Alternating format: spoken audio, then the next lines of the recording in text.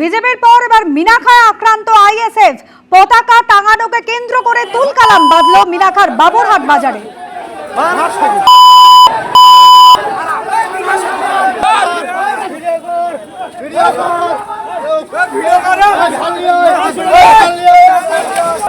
সমীরণ পাল আমাদের প্রতিনিধি রয়েছেন আমাদের সঙ্গে টেলিফোন লাইনে। সমীরণ, আইএসএফ কর্মীদের মারধরের অভিযোগ তৃণমূলের বিরুদ্ধে, কি কারণে এত উত্তেজনা?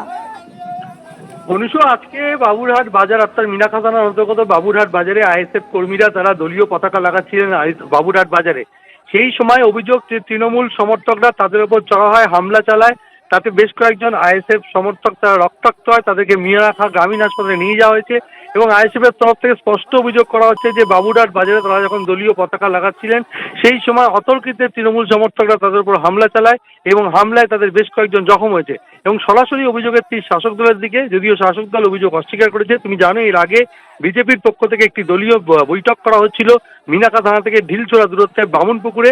সেখানে দলীয় কার্যালয়ে বৈঠক চলাকালীন আচমকায় তৃণমূল সমর্থক তাদের উপর চড়া হয়, তাদেরকে মারধর করে, তাদের বেশ কয়েকটি বাইক ভাঙচুর করে, তাদেরকে আটকে রাখা হয়।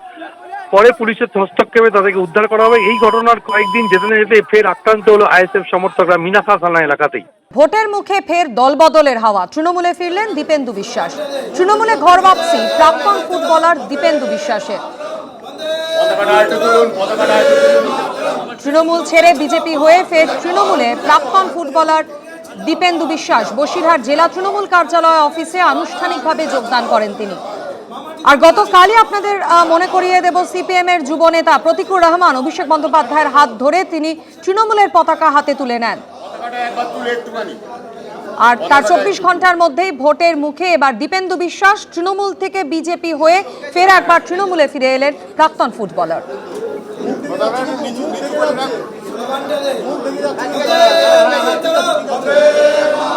গত 4 বছর ধরে আমরা সারা রাজ্যের মানে আমাদের তৃণমূল কংগ্রেসের প্রতিটি প্রোগ্রামে থাকার আমি চেষ্টা করেছি, সেখান থেকে আমাকে আমন্ত্রণ জানানো হয়েছে।